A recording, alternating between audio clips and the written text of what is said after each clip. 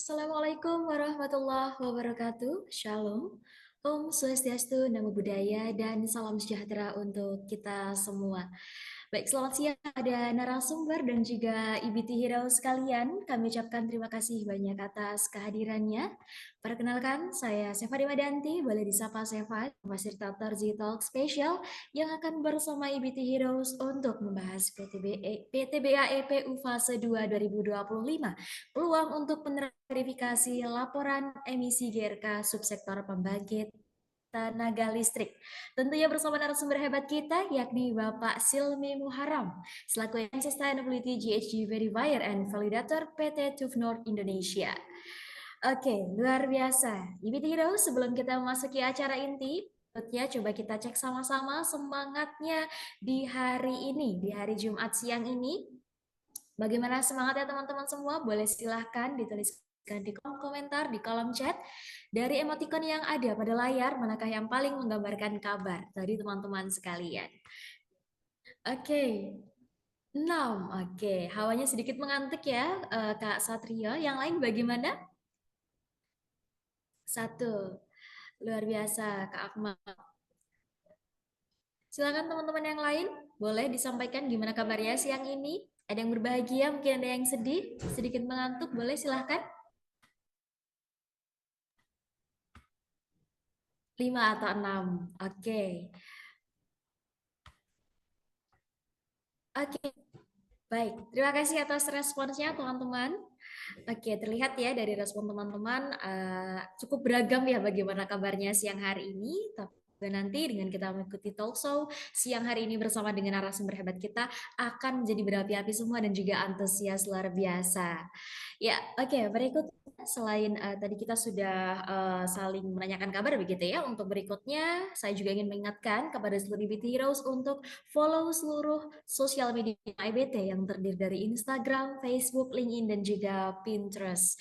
IBT Heroes cukup search saja zona IBT, maka akan langsung muncul platform kami. Jangan untuk langsung klik tombol follow agar tidak ketinggalan informasi-informasi menarik mengenai energi baru dan terbarukan yang pastinya akan bermanfaat untuk IBT Heroes sekalian. Berikutnya juga, kami informasikan bahwa Zora EBT menyediakan sertifikat karbon yang dapat teman-teman beli guna dapat mengimbangi jejak karbon yang dihasilkan setiap hari. Hal ini tentu penting sebagai bentuk kontribusi melawan perubahan iklim dan sebagai upaya untuk mendukung proyek-proyek yang membantu pengurangan gas emisi rumah kaca. Bagi teman-teman yang mungkin untuk membeli sertifikat karbon pada saat registrasi, boleh langsung saja scan atau pindai kode QR pada layar untuk pembelian. Terima kasih, mari sama-sama kita wujud masa depan yang berkelanjutan. Lalu setelah ini, masih ada yang seru-seru lagi dari zona EBT, yakni teman-teman dapat memperoleh hadiah yang seru dan menarik dari zona EBT apabila teman-teman berbagi cerita ketika mengikuti zona akademi termasuk talk show siang hari ini ya. Bagaimana caranya? Silahkan bagikan cerita, boleh dalam bentuk foto atau video selama talk show berlangsung di Instagram masing-masing. Ceritanya boleh berupa ilmu dan juga materi yang dikemas secara kreatif dan menarik. Jangan lupa dipastikan dulu teman-teman sudah mengikuti akun Instagram kami di @zona_ebt dan juga pastikan sudah join grup WhatsApp-nya. Untuk 3 peserta dengan cerita paling menarik dan juga kreatif akan mendapatkan hadiahnya. Ditunggu pengumumannya nanti di grup WhatsApp dan juga Instagram resmi kami. Dan apabila nanti ada pertanyaan, silakan dapat diajukan melalui grup atau official Zona EBT. Ayo abadikan momen kita bersama dan dapatkan hadiah serunya. Ya, oke, IBT Heroes mulai masuk sesi pemateri, tetapi kurang enjoy rasanya ya kalau misalnya kita belum berkenalan lebih lanjut untuk kaitannya dengan berbagi harapannya dari ZI Talk siang hari ini. Kira-kira dengan nanti kita akan membahas PTBA EPU Fase 2 2025 tentang peluang untuk penerapan verifikasi laporan emisi GRK subsektor pembangkit tenaga listrik dengan topik kita siang hari ini. Hal apa saja yang ingin teman-teman ketahui? Mungkin kita akan berkenalan di sini dengan oke, Kak Rifani boleh ya? Halo Kak Rifani, selamat siang.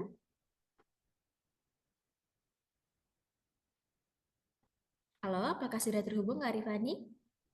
Ya, Boleh halo. berkenalan dulu silahkan. Halo Kak, aku Rifani. Salam kenal sebelumnya teman-teman semua. Salam kenal Kak Rifani. Terkait harapan dari Kakak untuk ZI Talks ini bersama dengan Pak Silmi selaku narasumber hebat kita nanti apa Kak nih? Ya, tentunya kalau dari kegiatan pada siang hari ini tentunya menyerap informasi ya Kak, terus mendapat pengalaman juga dari apa yang disampaikan oleh narasumber, termasuk juga mendapat sudut pandang sih atau POV dari narasumber terkait bagaimana sih untuk renewable energy ini dapat kita implementasikan baik sehari-hari ataupun dalam beraktivitas pekerjaan seperti itu.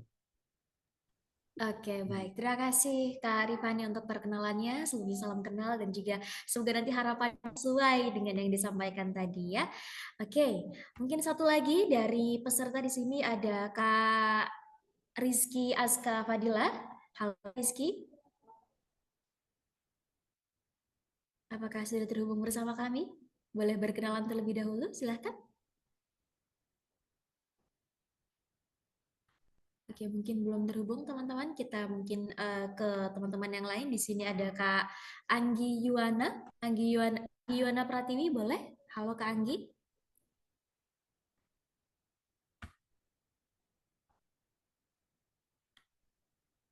Oke, mungkin Kak Anggi juga belum bisa, tidak apa-apa. Oke, di sini ada Kak Nisa. Halo Kak Nisa.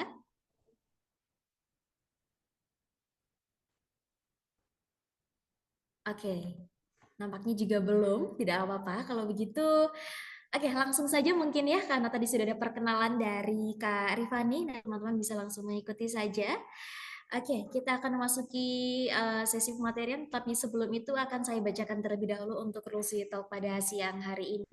Yang pertama, peserta wajib mengenakan pakaian bebas rapi, kemudian mengganti nama dengan format nama underscore asal instansi. Kemudian wajib menaktifkan mikrofon dan menyalakan kamera selama acara talk show berlangsung. Lalu dapat mengaktifkan mikrofonnya nanti ketika sudah dipersilakan dan juga dilarang untuk mencoret-coret membuat kegaduhan baik chat maupun via mikrofon atau bertindak tidak sopan di depan kamera selama acara talk show berlangsung. Dan yang terakhir, peserta tentunya wajib mengikuti peraturan selama acara berlangsung. Oke, demikian tadi rules sudah saya bacakan. Selanjutnya kita akan segera berkenalan dengan narasumber yang luar biasa pada siang hari ini, Bapak Silmi Muharam, selaku Energy and Sustainability GHG Verifier and Validator dari PT Tufnor Indonesia. Oke, tampak di sini Pak Silmi sudah bergabung bersama kami. Mungkin kita sapa dulu. Selamat siang, Pak Silmi. Halo, selamat siang, Mbak Seva. Gimana Mbak Seva? Kabarnya sehat? Alhamdulillah sehat Bapak. Pak Silmi bagaimana sendiri kabarnya? Hmm, ya, Alhamdulillah sehat juga. Mungkin untuk hari ini pada semangat ya untuk join PTB APU fase 2 ini. Saya Iya lihat. Pak, luar biasa. Dilihat dari peserta yang semakin bertambah jumlahnya nih Pak Silmi. Hmm. Antusiasnya juga terlihat begitu ya. Oke, kalau begitu mungkin langsung saja untuk memasuki pematerian. Disilahkan kepada Pak Silmi untuk dapat memaparkan materinya Pak. Oke, baik. Sebelumnya saya izin menyapa dulu untuk semuanya. Selamat siang Bapak, Ibu, dan rekan-rekan sekalian. Terima kasih telah meluangkan waktunya untuk bergabung dalam acara webinar talk pada hari ini. Perkenalkan, saya Silmi Muharam dari Tupnor Indonesia. Kali ini kita akan discuss terkait peluang untuk penerapan verifikasi laporan emisi GRK subsektor pembangkit tenaga listrik ya. Mungkin dari beberapa ada yang sudah pernah melakukan verifikasi, ada yang akan melakukan verifikasi ataupun sedang belajar memahami terkait PTBA-PU ini. Izinkan saya untuk melakukan share materi dulu sebentar.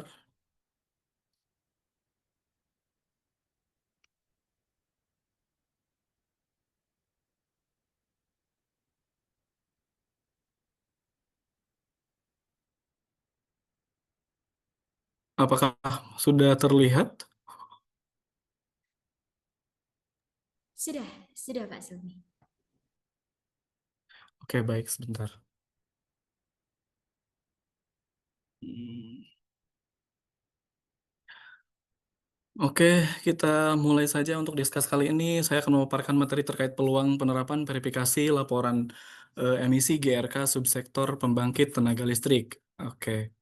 Agenda kita pada siang kali ini, yang pertama saya akan memaparkan terkait gambaran umum mengenai PTBAEPU fase 2 kali ini.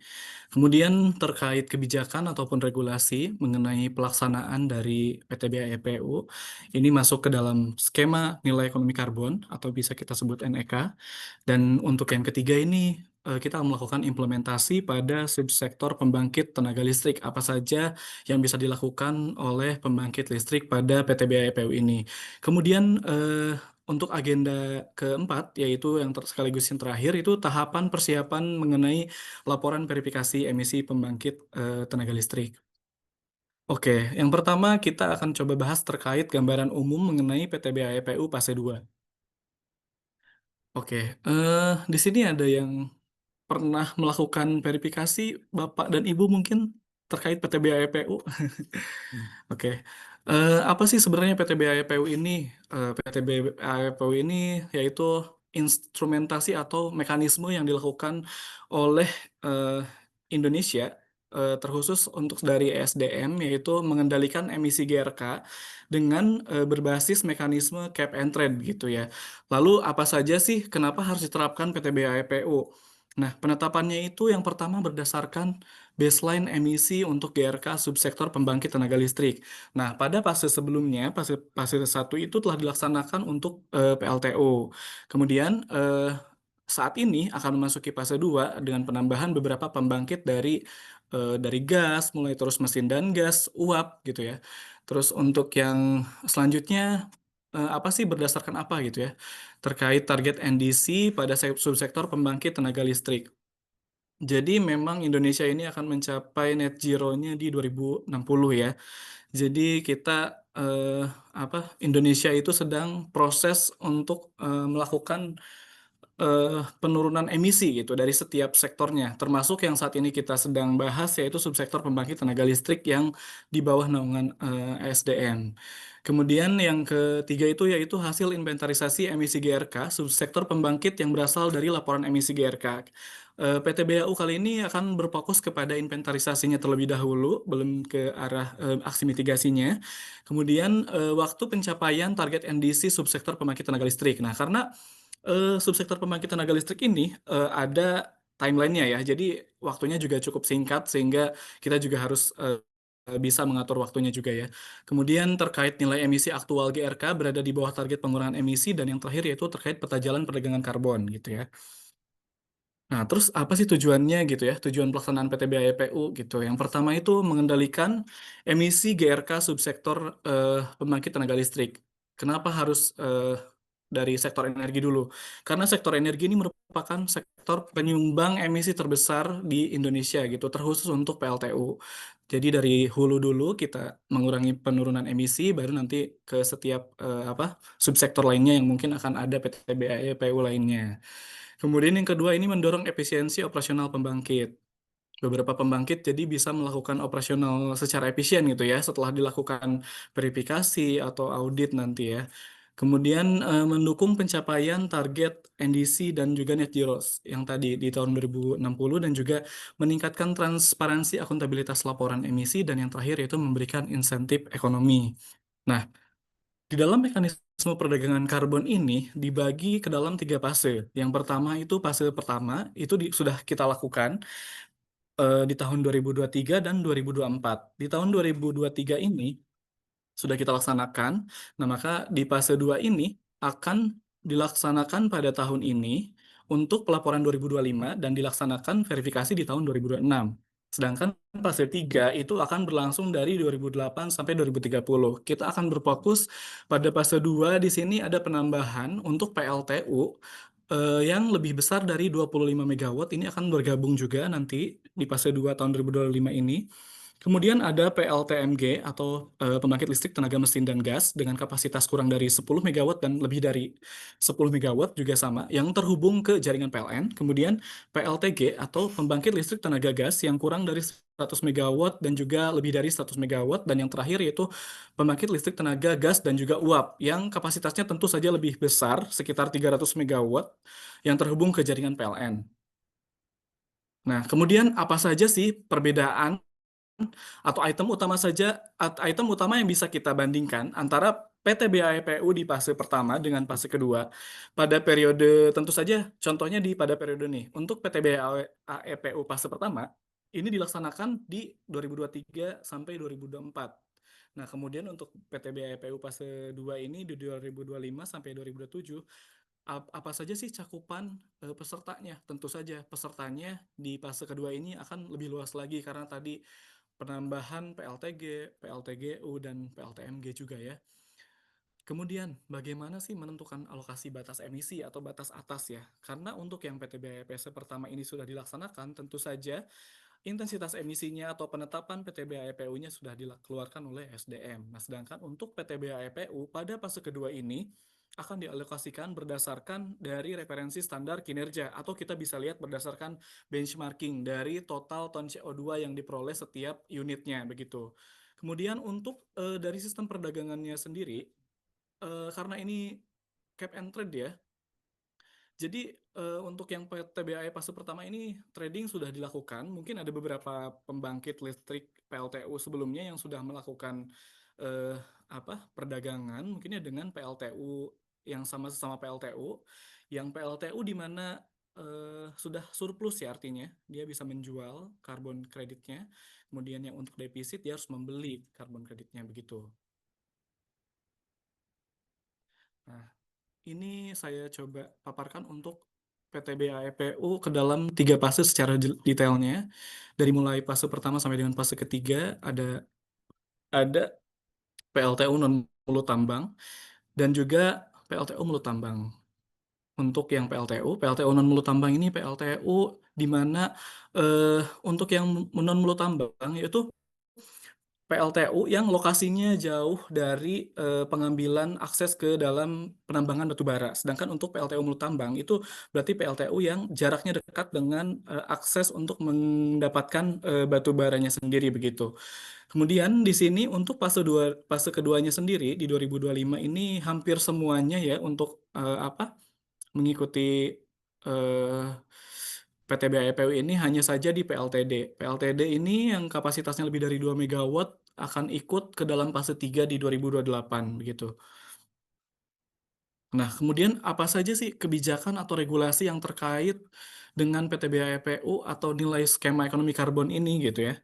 Nah, dasar hukum sebenarnya ada banyak dari mulai awal itu dari Undang-Undang Nomor 16 Tahun 2016 terkait pengesahan Paris Agreement ya terkait UNFCCC untuk climate change. Kemudian tapi kita akan fokus ke dalam Permen ESDM Nomor 16 di mana di sini akan berbicara tentang tata cara penyelenggaraan nilai ekonomi karbon terkait subsektor pembangkit tenaga listrik. Nah, kemudian apa sih kalau misalkan pelaku usaha ini dia tidak melakukan PT BAEPU gitu ya. Ini ada sanksi yang didapatkan oleh pelaku usaha dari mulai yang pertama ini ada rencana monitoring emisi. Apabila pelaku usaha yang tidak menyampaikan rencana monitoring emisi, maka tidak dapat mengikuti perdagangan karbon pada periode rencana monitoring emisi GRK pembangkit listrik di tahunannya begitu. Kemudian pada saat pelaporan emisi, pelaku usaha juga yang sudah mengikuti perdagangan karbon dan tidak menyampaikan laporan emisinya, misalkan tidak melaporkan ke ASDM atau melalui Applegatric, ini akan dianggap tidak diperhitungkan atau periode perdagangan karbon yang sebelumnya itu tidak diperhitungkan begitu. Kemudian terkait perbaikan pelaporan emisi, pelaku usaha tidak menyampaikan perbaikan laporan emisinya dalam jangka waktu 5 hari kerja terhitung sejak pengambilan laporan emisi pembangkit tenaga listrik. Jika pada saat pelaku usaha dilakukan verifikasi oleh lembaga verifikasi dan validasi itu ada temuan, misalkan ada PTK, nah itu harus diselesaikan dalam jangka waktu 5 hari kerja dan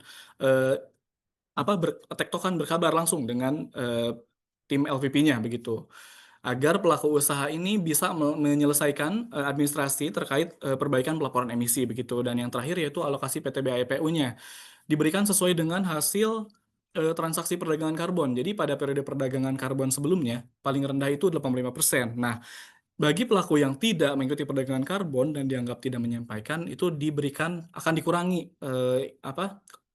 ininya kuotanya menjadi 75% begitu.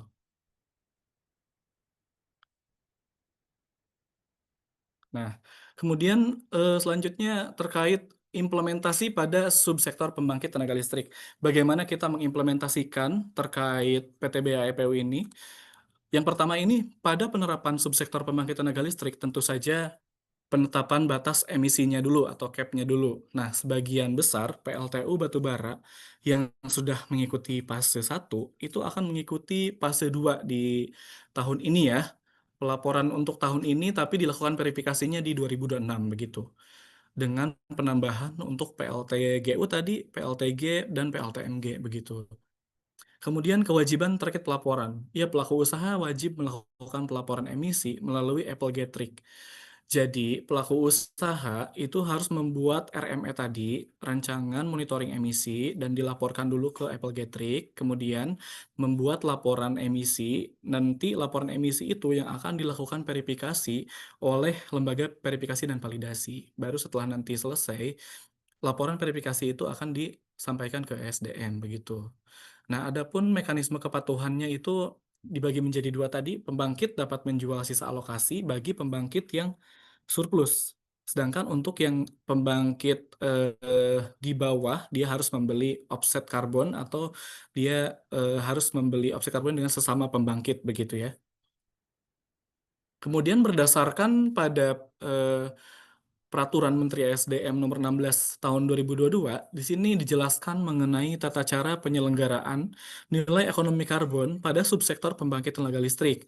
Saya akan menjelaskan alur pertama sampai dengan perdagangan karbon. Jadi yang pertama ini pelaku usaha tadi harus membuat rencana monitoring ya. Ini berlaku sampai 31 Desember. Jadi wajib menyampaikan rencana monitoring emisi sebelum nanti di bulan Januarinya itu dilakukan verifikasi begitu melalui Apple Getrick ya. Kemudian tadi RME ini atau setelah menjadi laporan ini harus dilaporkan dulu tadi ke Apple Getrick paling lambat 31 Januari dan dilakukan validasi laporan yang disampaikan ke validasi atau verifikasi atau ke LPP yang sudah bersertifikat dan saat ini mungkin hanya beberapa LPP yang sudah bisa melakukan validasi dan verifikasi dan verifikasi ini paling lambat di 31 Maret begitu. Kemudian pelaporan akhir, laporan yang sudah diverifikasi oleh lembaga verifikasi dan validasi itu harus diserahkan kepada Dirjen Gatrik paling lambat per 20 April setiap tahunnya. Jadi ketika tahun selanjutnya juga sama, di 20 April timeline-nya akan selalu sama, tidak berubah. Kemudian yang terakhir, terkait perdagangan karbon, jadi setelah verifikasi dilaksanakan, pelaku usaha juga sudah memberikan laporannya kepada SDM, misal surplus nih atau defisit. Misalkan kalaupun surplus, pelaku usaha bisa langsung melakukan perdagangan karbon sampai periode 20 April di tahun berikutnya sebelum verifikasi dilakukan begitu. Nah, apa saja sih sebenarnya tantangan PLTU ya untuk melakukan penerapan mengenai PTBA-EPU ini? Yang pertama, banyak sekali dari kesiapan teknis. Terkait akurasi data emisi masih bervariasi. Ada yang sudah datanya, ada yang datanya kurang baik mungkin, terus akurasi pengambilan datanya kurang tepat gitu ya. Terus data sampling pengambilannya juga tidak sesuai kayak gitu ya. Terus terkait kesadaran manajemen, jadi masih perlu penguatan pada level strategis. Jadi beberapa mungkin ada juga yang tidak melakukan PTBA-EPU, padahal ini skemanya juga wajib ya dari pemerintah untuk pembangkit. Kemudian terkait biaya tambahan mungkin ya untuk tadi MRV ini measurement reporting and verification. Jadi pada saat verifikasi dan transaksi karbonnya juga mungkin membutuhkan tambahan biaya ya. Dan yang terakhir mungkin terkait kapasitas ESDM. Jadi pada saat verifikasi di lapangan juga banyak dari SDM khususnya di pembangkitnya itu sendiri itu belum melaksanakan training 1404 mungkin. Jadi begitu belum paham gitu ya bagaimana caranya mengambil data, bagaimana caranya mengolah data atau melakukan perhitungan dan maupun pelaporan GRK ini berdasarkan panduan dari ESDM itu sendiri begitu ya. Saya akan jelaskan terkait alur metode perhitungan emisi GRK pembangkit listrik. Dimulai dari penentuan data terkait CH4 dan N2O dan CO2. Jadi untuk pembangkit tenaga listrik ini hanya scoop 1.1 saja. Jadi direct emission yang berasal dari power generation. Jadi hanya pembangkit saja, tidak scoop 2 dan 3-nya juga tidak dihitung ya. Nah, untuk mendapatkan data CH4 dan N2O, untuk saat ini kita masih menggunakan metode 1, yaitu metode dari IPCC. Kemudian untuk CO2, ini akan masuk ke dalam kumpulan data aktivitas pembangkit listriknya itu sendiri. Nah, jika PLTU ini dilengkapi oleh CHEMS, maka PLTU akan menggunakan data CO2 dengan menggunakan metode 4. Sedangkan jika tidak, maka akan diberikan lagi metode. Yang pertama itu bisa dilakukan pengujian proximate dan ultimate analysis selain NCP dan juga densitas. Jika tidak, berarti dia akan masuk ke metode 1. Jika dilakukan pengujian, berarti akan tersedia data kandungan karbonnya yang tidak terbakar atau unburned karbonnya ya. Nah, jika tersedia, maka dia akan menggunakan metode 3 karena data sudah lengkap.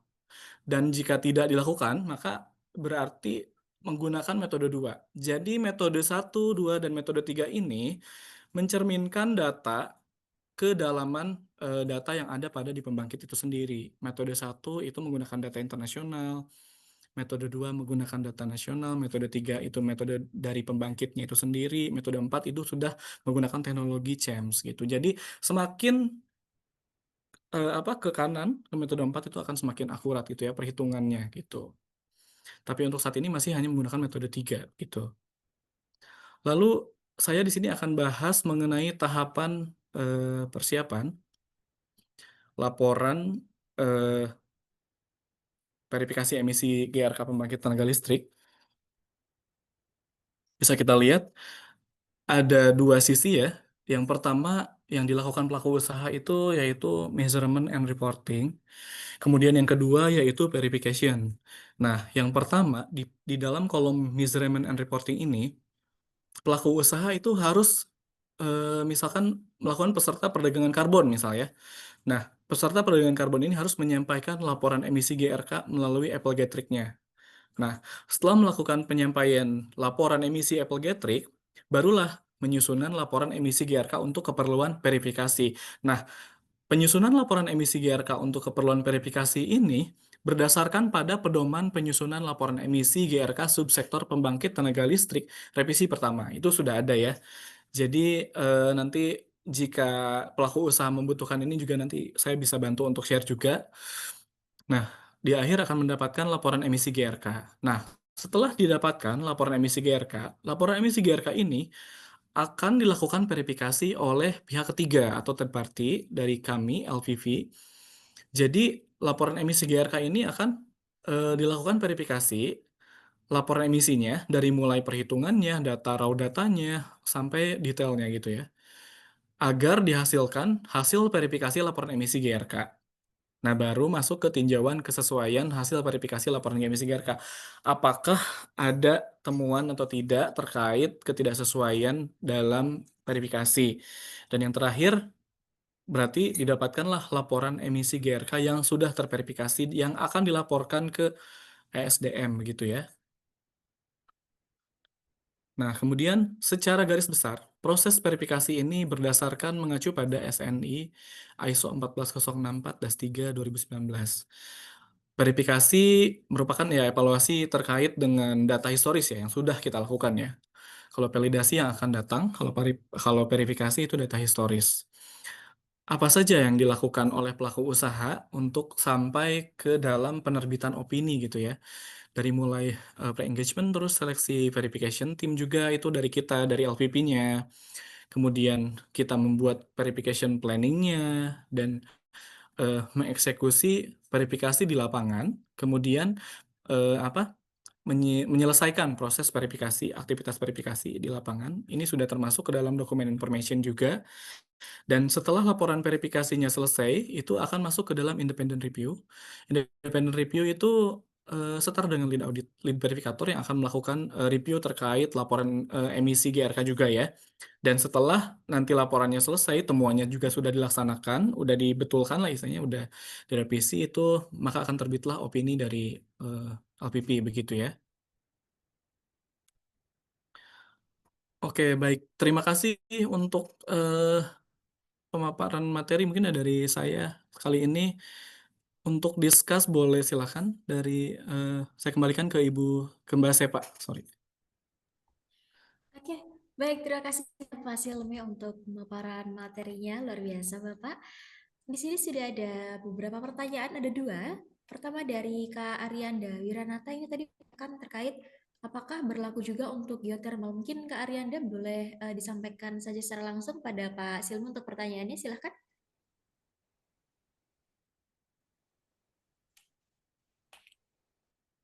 Halo Kak Silmi, maaf saya nggak on cam, sinyalnya nggak Oh cukup kuat. iya, tidak apa-apa Mas Arianda. Oke, eh, Mas ini sebenarnya baru bagi saya untuk Iya. ternyata ada eh, verifikasi untuk metode AE, PU ini. Cuma pertanyaannya, apakah ini berlaku juga untuk pembangkit listrik panas bumi seperti geothermal seperti itu, Mas? Itu mungkin itu dulu pertanyaan saya. Terima kasih. Oke, baik. Izin menjawab ya. Mungkin saya jawab saja ya, Pak Rianda ya. Untuk apakah saat ini untuk geothermal berlaku juga, Mas, gitu atau enggak ya? Untuk saat ini PT BAEPU ini berlaku untuk tadi, Mas, PLTU, PLTMG yang akan fase 2 ya, PLTG, PLTGU.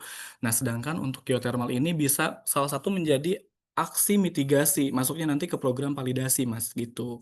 Jadi nanti akan mengikuti mekanismenya dari mulai penyusunan drum terverifikasi, kemudian LCAM terverifikasi begitu. Jadi nanti pengurangan karbonnya ini bisa di aksi mitigasi ya. Jadi dilakukan perdagangan gitu ya si hasil dari geotermalnya ini begitu Mas. Karena kan geotermal ini masuknya ke energi baru terbarukan begitu ya. Kalau PLTU, PLTMG, gas uap ini non terbarukan begitu. Baik, baik, terkopi Mas. Terima Oke, kasih Mas. sama-sama Mas Arianda. Oke, baik. Terima kasih Pak Silmi dan juga Kak Arianda untuk diskusi tadi. Berikutnya, Pak Silmi ada pertanyaan di kolom chat. Saya izin membacakannya. Dari Oke. Kak Oh, Anugrah silakan. Erik ya, Pak ya.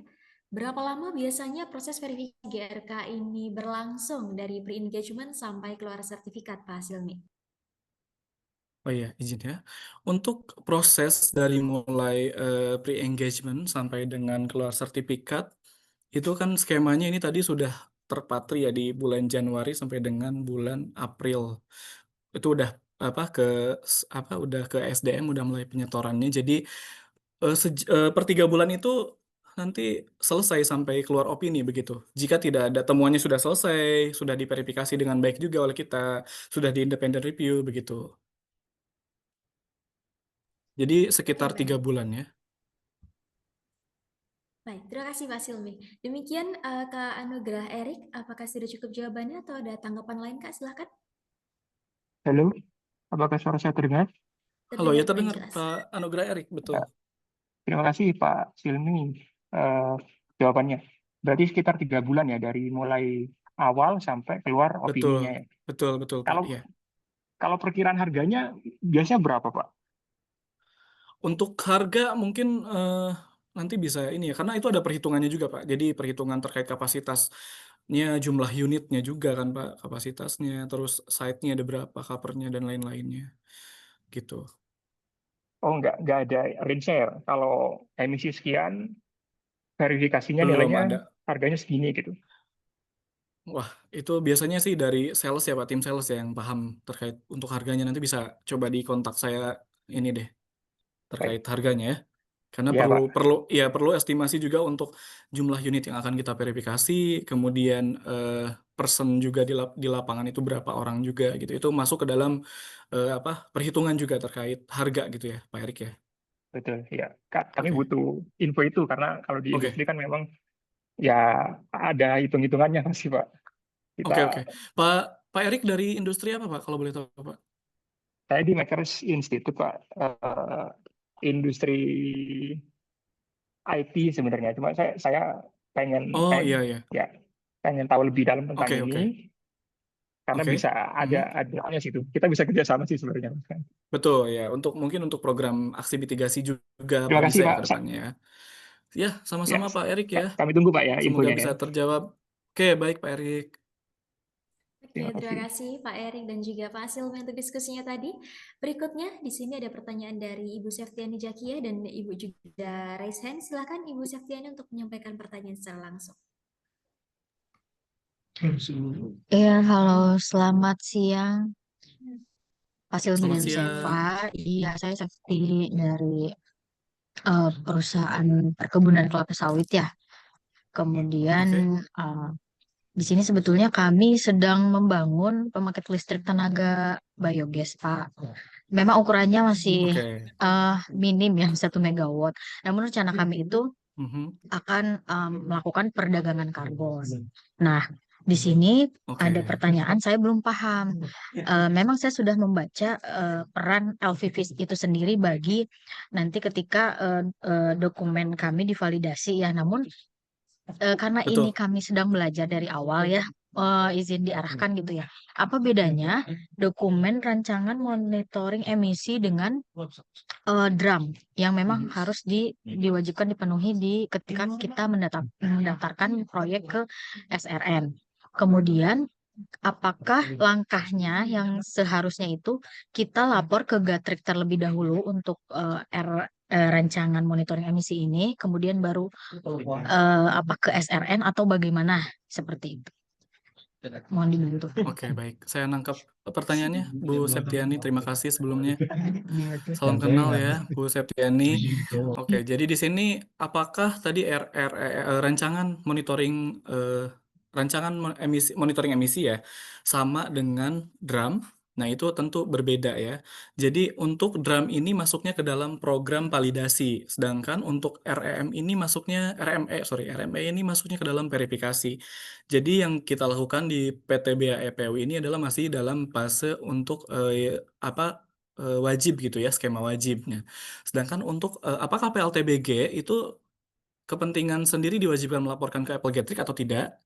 Nah, untuk PLTBG ini tidak dilaporkan ke Applegatric, nanti akan dilaporkannya ke SRN begitu, Ibu Septiani ya.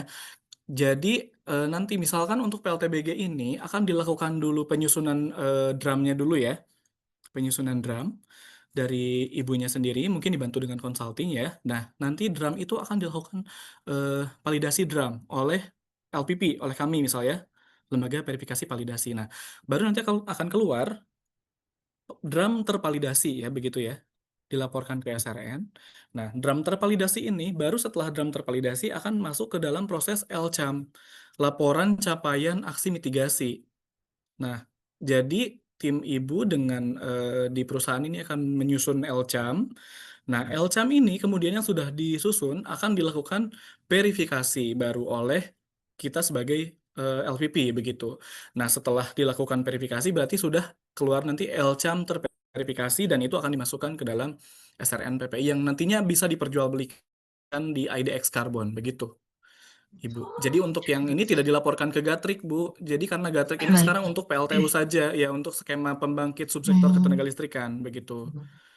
Baik, jika Iya. tadi disimpulkan Oke. artinya LVV ini kalau untuk proyek kami berarti pertama melakukan validasi terlebih dahulu untuk drum, Betul. kemudian Validasi selanjutnya drum. nanti LCAM untuk verifikasi. Betul sekali. Baik, Ibu oke kalau Septiani. Oke. seperti itu nanti mungkin di belakang saya bisa minta kartu nama ya Pak ya. Boleh. Oke. Iya, Oke, siap. baik terima Siap. kasih Ibu Pak Septiani, Silmi dan Bu terima Seva. kasih. Ya. Sama-sama, Ibu. Baik, terima kasih Bu Septiani dan juga Pak Silmi untuk diskusinya tadi. Berikutnya Pak Silmi, pertanyaan di kolom chat dari Bu Elvini Suciati, PLTU Oke. Tanjung Jati B. Saya langsung bacakan aja ya.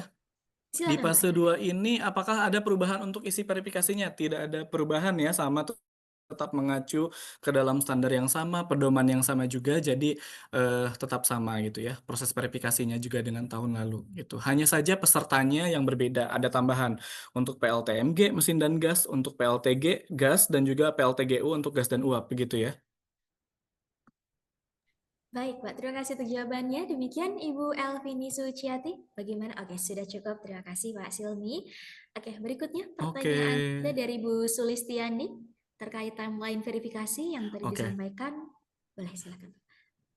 Untuk timeline verifikasi yang tadi sudah disampaikan ini berlaku juga untuk subsektor lainnya. Ini hanya berlaku untuk subsektor pembangkit tenaga listrik saja. Mungkin untuk verifikasi ke depannya, entah mungkin yang mengatur dari Kemenperin, mungkin bisa jadi akan ada subsektor lain yang tergabung ke dalam PTB EPU dan itu bisa bisa ada timeline lagi gitu nantinya. Dan ini untuk masih fokus ke dalam subsektor pembangkit tenaga listrik gitu ya, Ibu Sulistiani ya. Oke, baik Bapak. Demikian Ibu Sulistiani, jawaban dari Pak Silmi sudah cukup atau ada tanggapan lain Ibu? Silakan.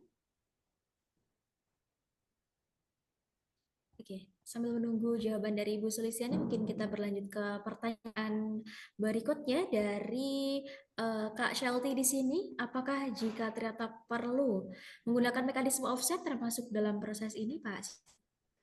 Oke. Mekanisme offset sendiri ini jadi ini kan PTB ini cap and trade ya. Jadi PLTU misal dia surplus ya artinya. Nah, itu bisa berarti dia menjual ya.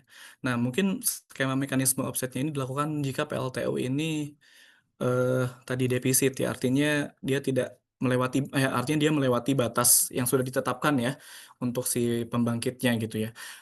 Nanti PLTU-nya sendiri akan membeli mekanisme offset ini, tetapi dengan sesama pembangkit gitu ya. Sama PLTU lagi atau PLTMG atau PLTG gitu. Jadi tidak bisa ya misalkan menggunakan mekanisme offset membeli di kehutanan misalnya itu sudah beda ranah begitu ya. Jadi sesama pembangkit tapi di dalam unit yang berbeda begitu ya. Jadi misal PLTU misalkan PLTU apa ya? Jakarta, misal saya kasih contoh ya, PLTU Jakarta ada 2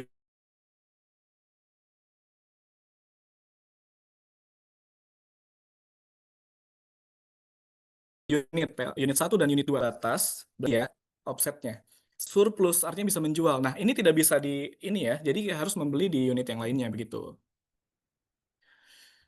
Oke.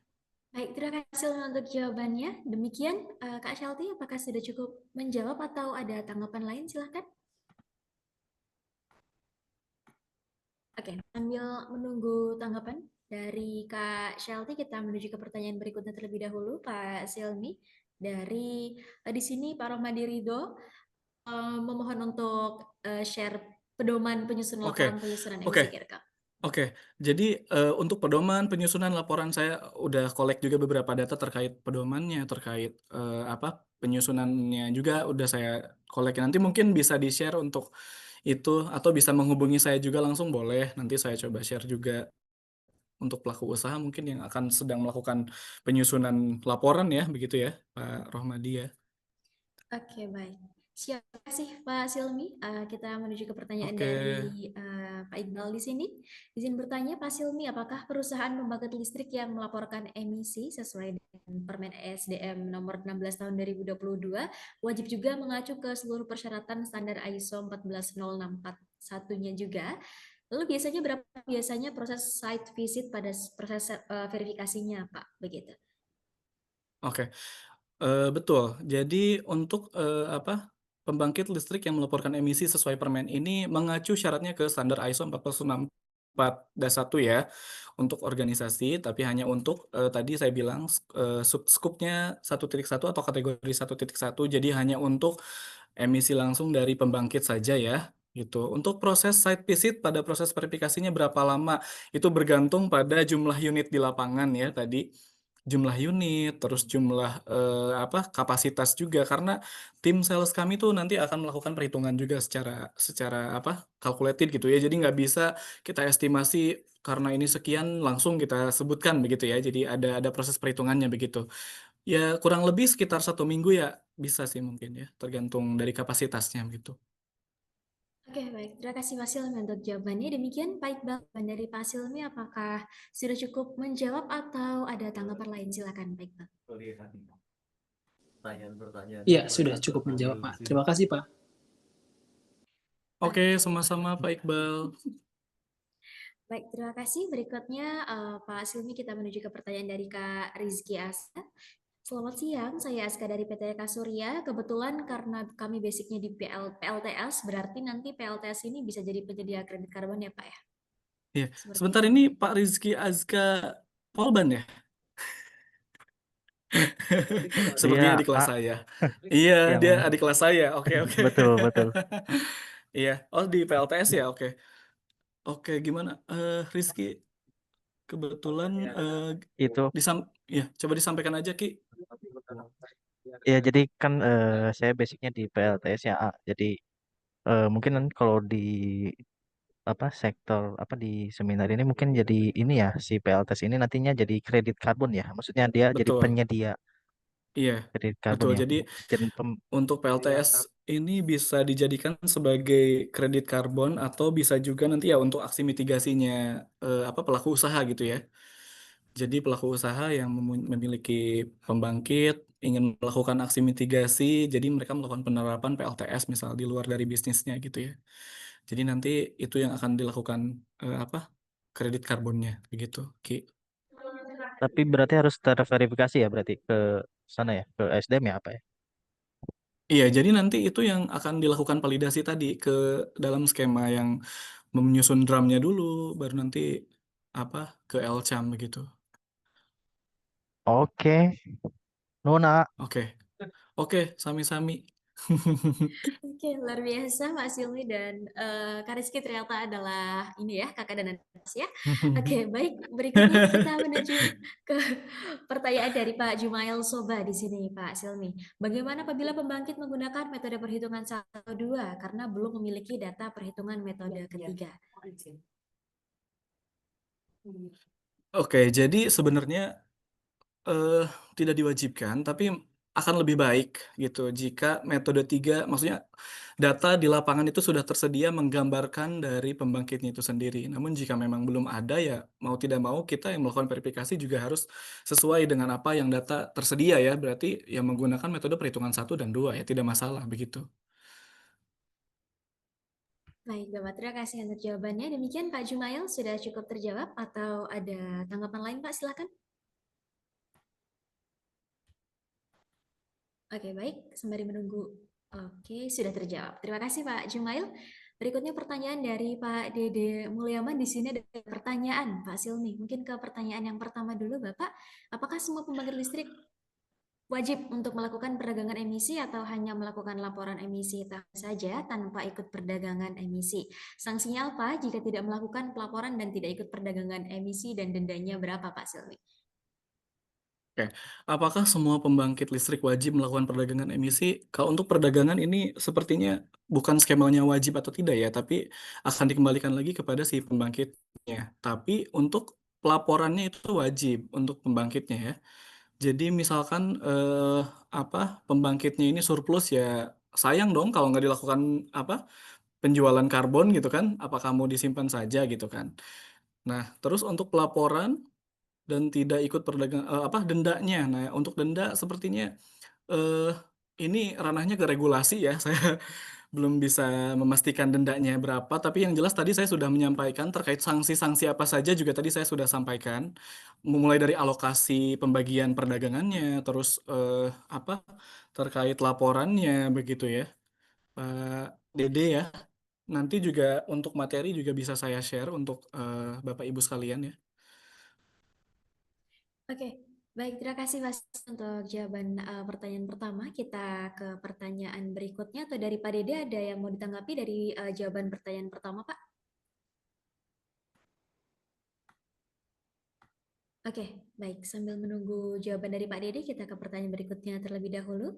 Mengenai perhitungan emisi metode 2 faktor oksidasi, apakah di Indonesia sudah ada laboratorium yang bisa mengukur faktor oksidasi, Pak Silmi?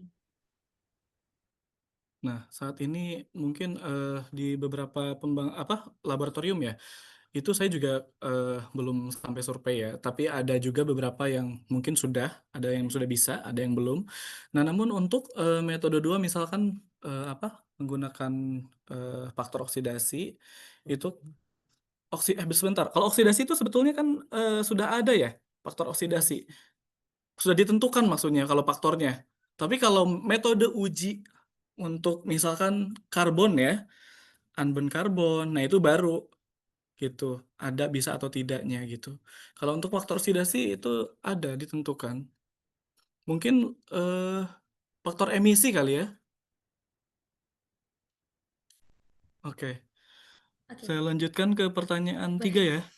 Saat Silakan, Pak. verifikasi untuk menghindari ketidakberpihakan, terutama dalam kasus perhitungan emisi, apakah semua data tidak boleh diambil dari data COE internal? Sebetulnya saat verifikasi ya boleh-boleh saja, tapi COE internal ini dari internalnya sendiri sudah menerapkan metode sesuai dengan 17065 atau belum begitu ya? 25 atau belum, sorry. Kalau misalkan belum menerapkan ya harus dilakukan oleh pihak ketiga begitu. Oke, baik. Terima kasih Pak Silmi untuk Dan jawaban. oh ya tambahan juga, Boleh silakan. iya tambahan juga kalau misalkan melakukan pengujian dengan kami terus diverifikasi dengan kami itu juga nggak bisa ya. Jadi harus misalkan pengujian dengan pihak lab lain, verifikasi oleh kami begitu, ataupun sebaliknya gitu ya terkait tadi impartiality.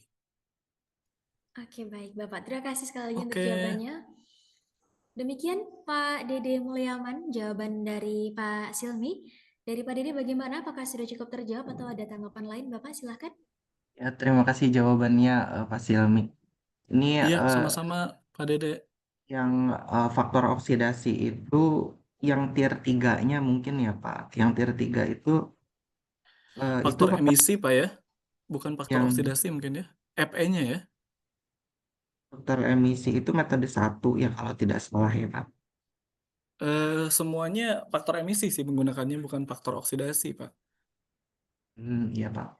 Begitu Pak Dede. Oke. Nanti bisa saya share juga untuk detailnya mungkin ya. Ya Pak.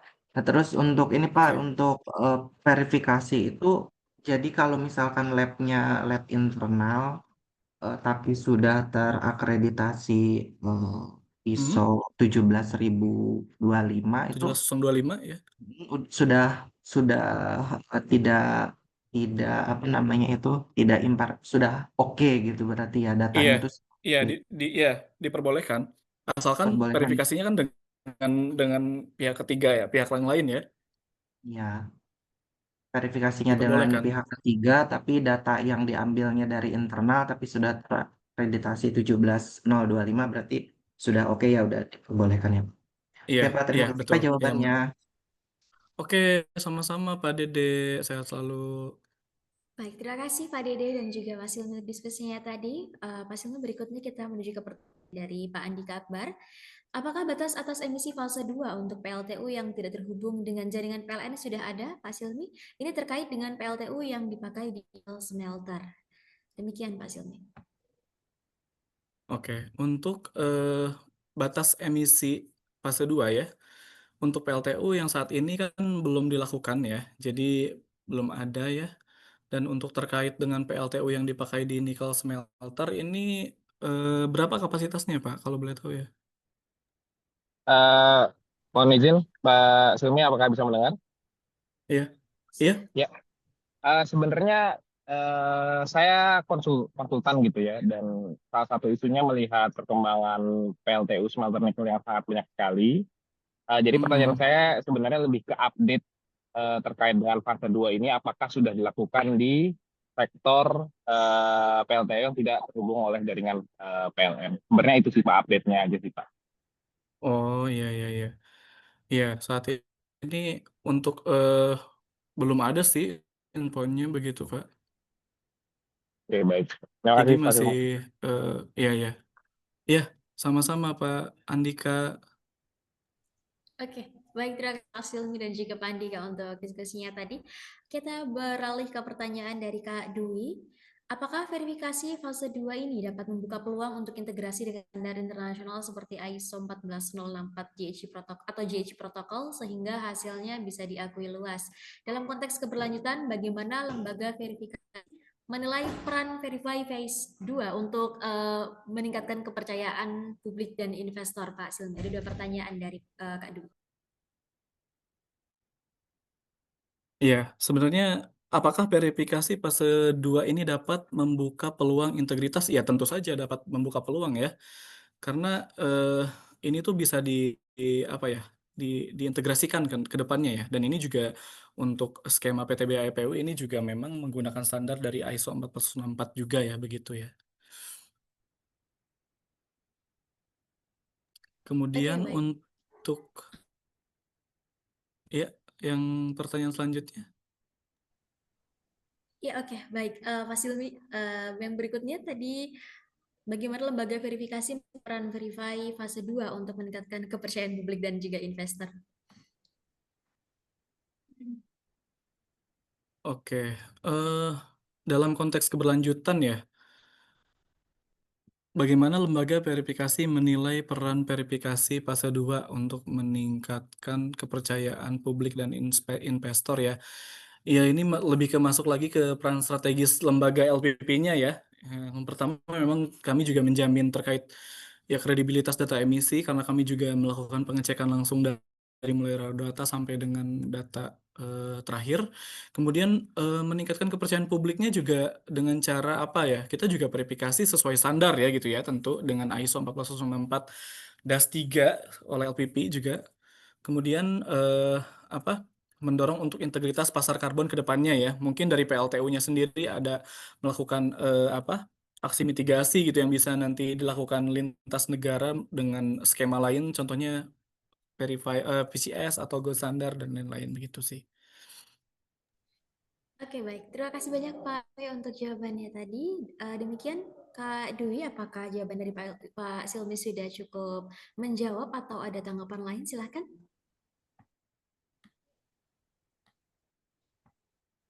Oke, sambil menunggu jawaban tanggapan atau dari Kak Dwi, kita akan coba mendengarkan pertanyaan dari Kak Nail di sini ya, Pak Silmi yang sudah raise hand begitu. Silakan Kak Nail untuk menyampaikan pertanyaannya. Oke, baik. Terima kasih Kak Syeva.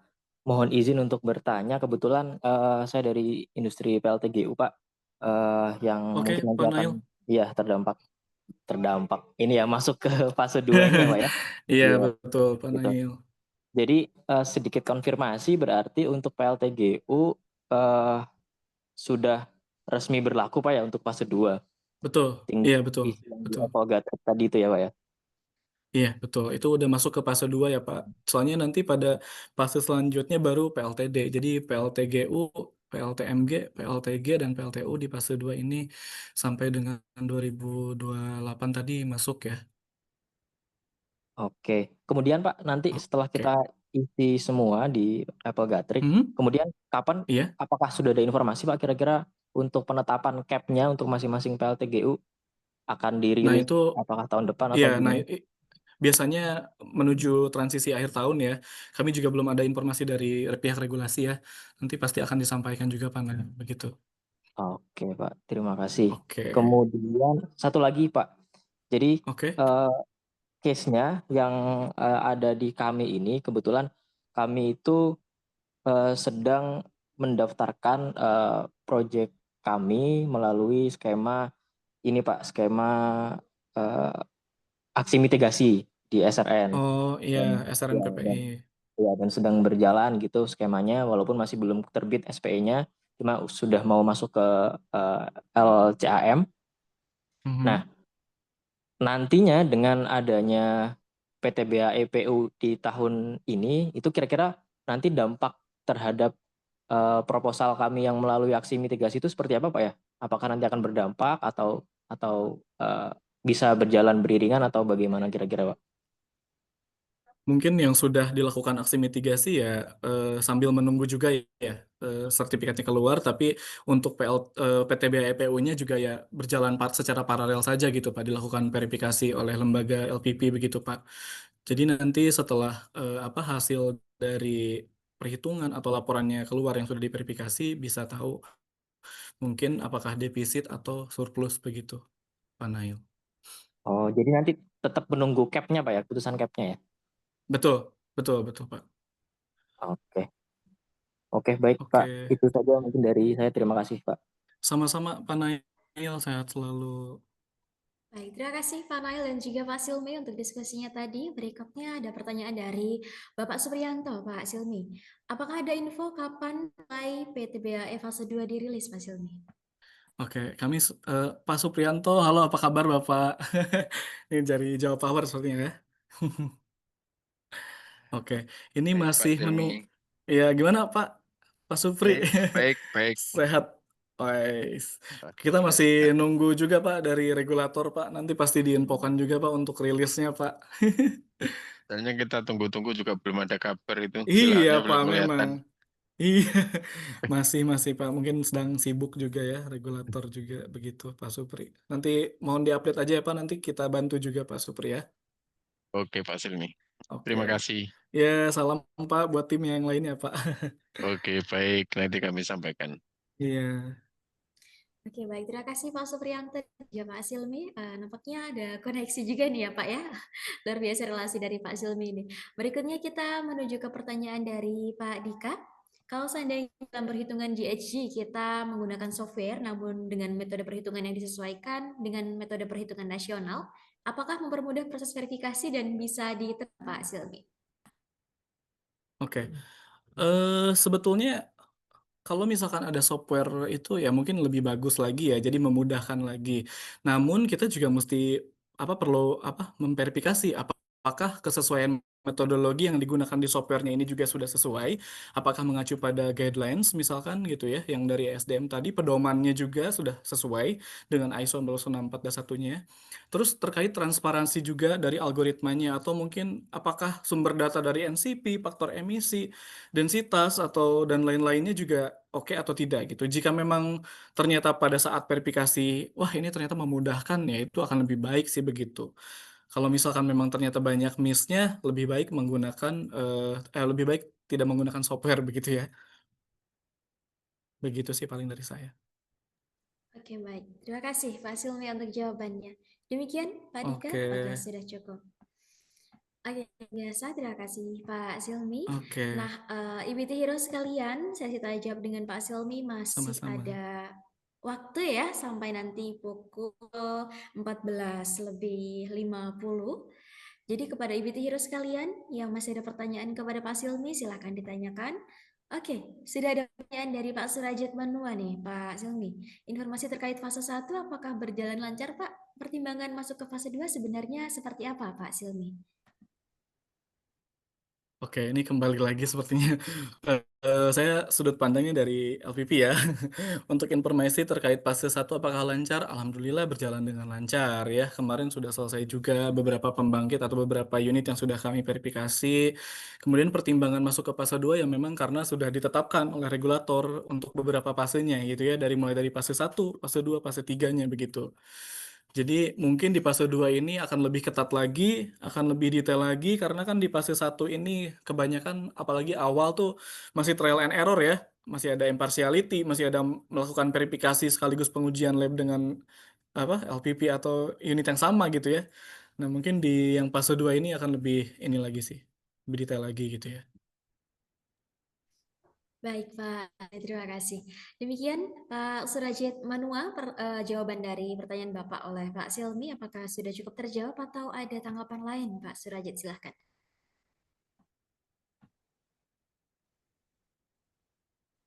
Oke, sembari menunggu jawaban dari Pak Surajit yang mungkin ada tanggapan lain, silahkan.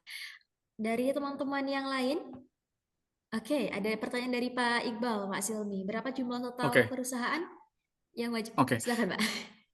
Saya jawab ini sekitar perkiraan. Kemarin itu unit ya, kalau kami ya bicaranya ya, ada sekitar 600-an lebih unit ya, yang akan melakukan verifikasi. Makanya LPP-nya juga kewalahan sih kayaknya. Karena ada sekitar 600-an unit yang akan berpartisipasi pada fase 2 kali ini gitu.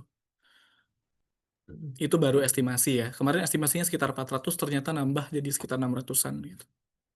600 unit dalam pembangkit. Oke, luar biasa jumlahnya ya, Pak Silmi. Demikian Pak Iqbal untuk jawaban dari pertanyaan Bapak. Oke, berikutnya pertanyaan dari Kak Aida, Pak Silmi. Untuk detail metode 1 sampai 4, Oke. bisa dicari di mana? Oke, nanti saya akan share juga terkait pedoman, detail dan lain-lainnya ya untuk para yang join di sini ya. Sumber pustakanya dari mana, terus detailnya dari mana nanti saya akan coba share juga. Begitu. Bu Aida ya, nanti boleh di Japri boleh atau apa boleh. Siap, baik. Terima kasih banyak Pak Silmi. Oke, saya akan kembali kepada Beauty Hero sekalian. Untuk waktu tanya jawab masih ada cukup banyak. Oke, pertanyaan dari Pak Oke. Surajit, Pak Silmi. Kalau dari sudut pandang verifikator, biasanya apa yang menjadi challenging pada saat audit? Oke, ini sangat menarik ya tentunya. Yang pertama, eh, yang pertama ya, di lapangan itu kita pada saat verifikasi itu banyak sekali data yang tidak sesuai, perhitungannya juga salah, metode yang digunakan salah, itu yang pertama. Yang kedua, jumlah verifikator yang tersedia itu juga menjadi challenging karena waktunya juga mepet ya tadi, sedangkan orangnya juga sedikit begitu. Terus yang ketiga ya tadi mungkin terkait timeline atau waktu yang diburu-buru ya. Ini waktunya juga dari Januari sampai dengan Maret ya. Dan April harus sudah dilakukan pelaporan juga gitu ya. Dari sisi verifikator itu sih paling pak ya. Tapi semua itu bisa terlaksana dengan baik sih tentunya. Baik, terima kasih Pak Silmi untuk jawabannya. Demikian Pak Surajit, jawaban dari Pak Silmi apakah sudah cukup atau ada tanggapan lain Pak? Silahkan. Sama-sama Oke, Pak sudah. Surajit. Oke, baik. Terima kasih juga untuk Pak Surajit atas pertanyaannya. Ya, sekali lagi saya ingat teman-teman untuk sesi tanya jawab masih ada 14 menitan ya hingga pukul 14.50 waktu Indonesia Barat.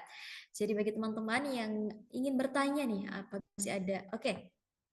Ya, pertanyaan dari Kak Piki terkait jumlah LPV yang sudah terdaftar di SRN tahun ini lebih banyak daripada tahun kemarin ya Pak. Apakah dampak positif dan negatifnya bagi verifikator Pak Sil? Oke, dari Pak Piki, apa kabar Pak Piki? Halo, apa kabar, Pak Silmi? Di sini Sehat? iya, alhamdulillah Pak Piki sehat Pak. Ini ya, Pak Piki lagi di site apa lagi di ini Pak? Nah, di head office, Pak. Oh di head Di office, oke Pak. Sidoarjo. Oh Sidoarjo ya, kemarin dari Sidoarjo saya juga Pak.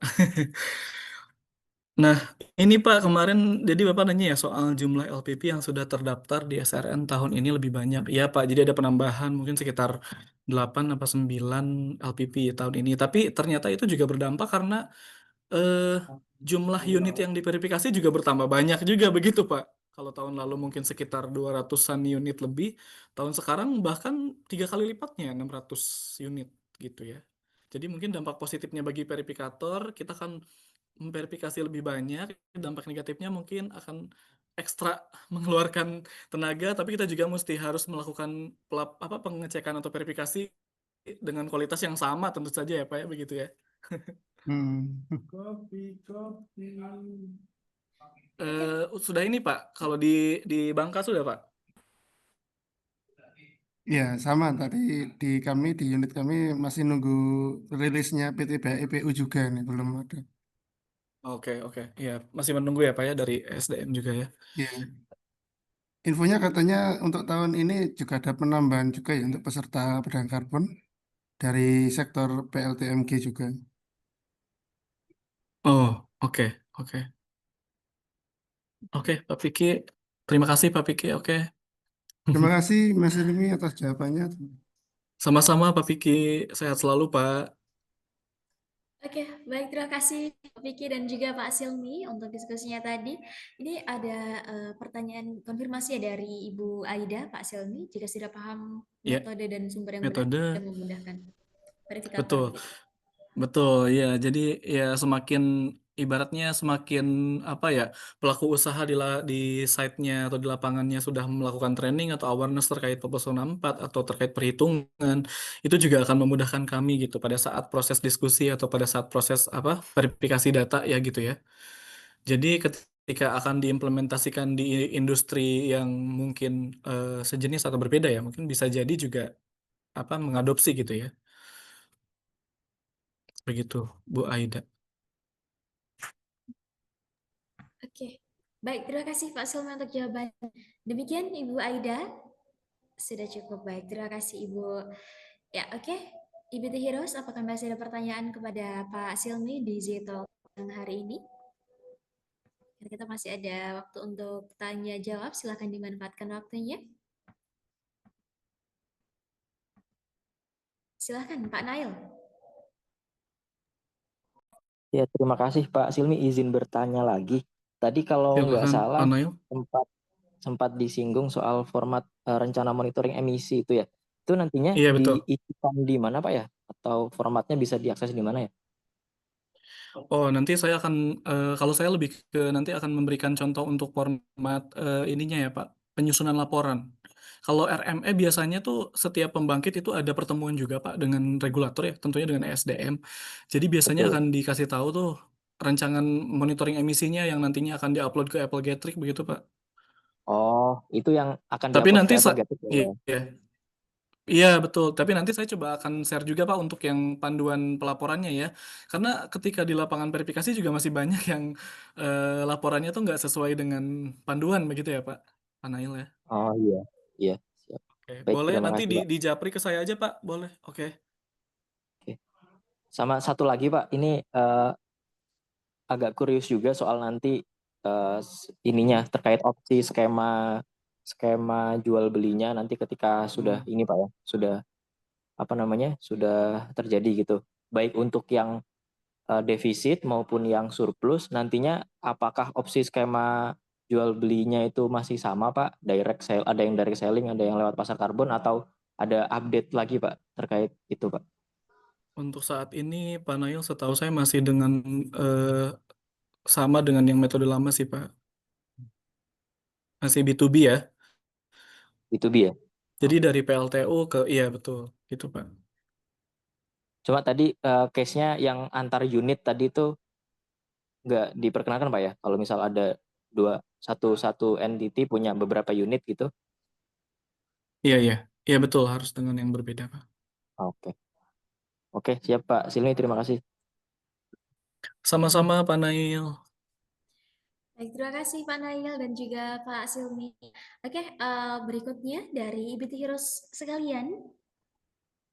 Oke, pertanyaan dari Pak Surajit, Pak Silmi.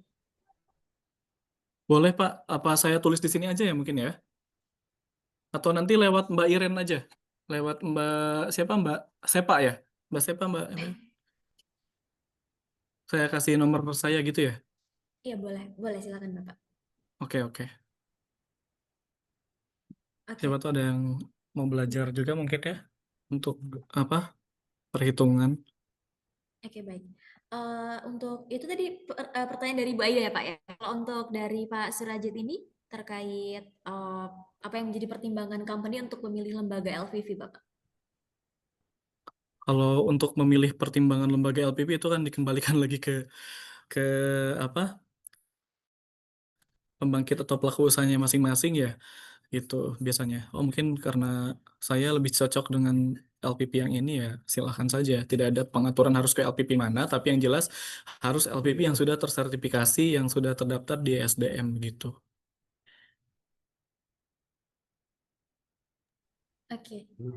Demikian Pak Surajit, jawab dari Pak Silmi. Oke, sudah cukup ternyata. Berikutnya pertanyaan dari Kak Shelty nih, Pak Silmi. Karena tadi sempat terputus begitu, beliau melihat bahwa LPP akreditasi belum begitu banyak. Iya, apakah ada masalah Oh, keterbatasan? iya, maaf kalau mengulang karena tadi sempat terputus. Saya melihat bahwa LPP yang terakreditasi belum begitu banyak, sementara pembangkit yang masuk dalam ruang lingkup cukup banyak. Apakah saat ini ada masalah?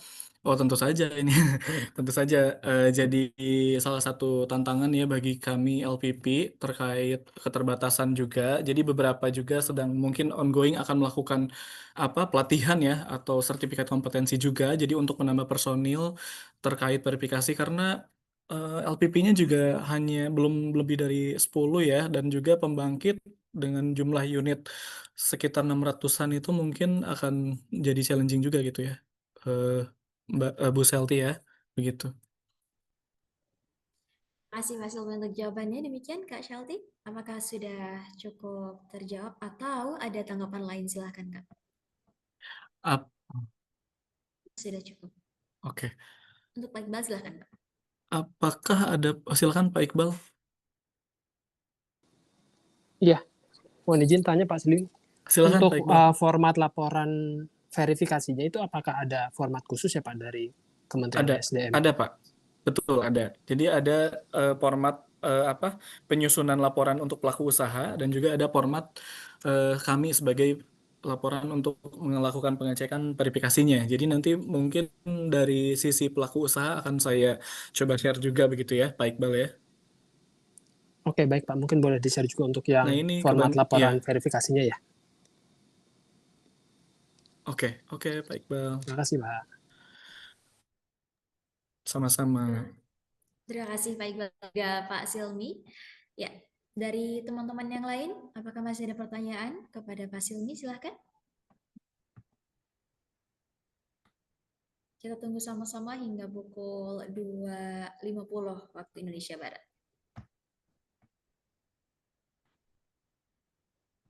Oke.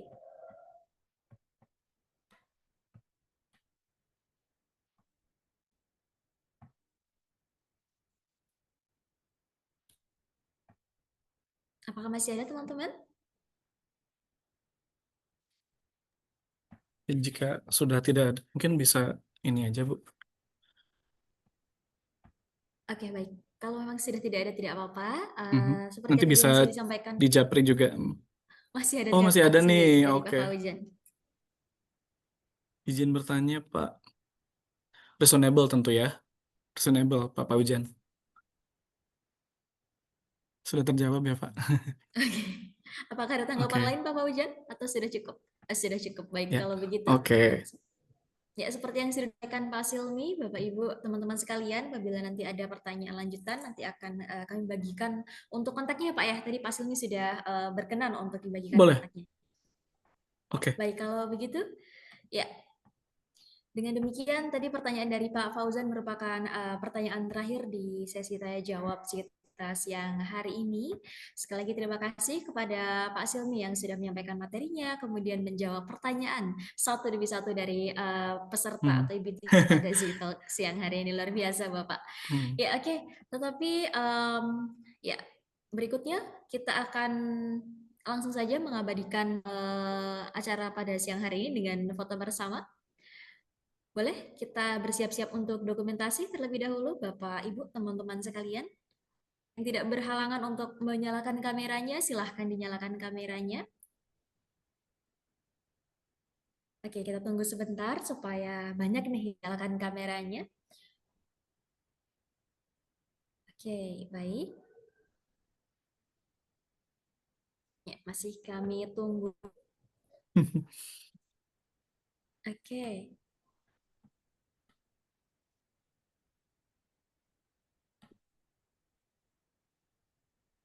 Oke, ada dari tim Mbak Silmi juga ini ya, Pak ya.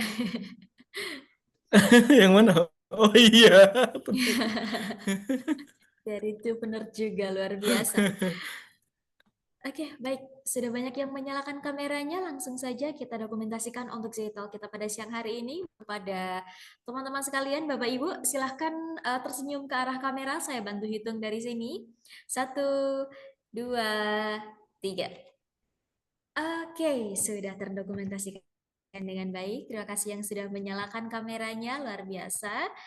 Ya, oke, sekali kami ucapkan terima kasih banyak kepada Pak Silmi, narasumber hebat kita pada siang hari ini, Bapak, luar biasa. Terima kasih atas ketersediaan waktunya tadi dan juga tentunya materinya yang sangat insightful, diskusinya yang luar biasa juga. Oke, kemudian kepada IBT Heroes, kami masih ada informasi berikutnya. Oke, siap. Nah, jadi kami ada, boleh silahkan untuk dicek kelas terbaru dari Zona EBT di website yang telah kami tampilkan ya, linknya di QR di layar. Mengakses link ini nanti IBT Heroes dapat memperoleh informasi seputar Z Academy, meliputi bootcamp, dan juga proklas. Dengan mengikuti kelas-kelas kami, IBT Heroes berkesempatan langsung ya untuk mengikuti latihan, meliputi tanya jawab, dan juga diskusi langsung. Seperti yang kita lakukan siang hari ini bersama Pak Silmi tentunya ya, yang mana nanti bisa mendapatkan pengalaman belajar yang lebih mendalam begitu. Kemudian kepada IBT Heroes sekalian, silakan mengisi link presensinya juga dan juga evaluasi yang telah dibagikan dalam bentuk full link di grup ya untuk peningkatan performa kami ke depan. depan. Dengan demikian, berakhirlah sudah Zitalk yang berjudul PTBAE PU Fase 2 2025. Peluang untuk penerapan verifikasi laporan emisi gas rumah kaca subsektor pembangkit tenaga listrik bersama Bapak Silmi Muharam yang diselenggarakan oleh Zona EBT. Kami ucapkan terima kasih kepada BT Heroes yang sudah ikuti acara dari awal tadi hingga akhir. Luar biasa. Terima kasih semangatnya, terima kasih pertanyaannya dan juga antusiasnya. Kami ucapkan mohon maaf juga apabila ada hal yang kurang berkenan di hati BT Heroes. Sekian akhir kata dari saya, Sefali Madanti, selaku fasilitator pamit undur diri. Wassalamualaikum warahmatullahi wabarakatuh. Shalom, Om Santi, Santi, Santum, dan salam kebajikan. Sampai jumpa di kesempatan berikutnya teman-teman dan IBT Heroes sekalian. Terima kasih Pak Silmi. Sampai jumpa Bapak. Terima kasih semuanya. Sampai jumpa. Terima kasih.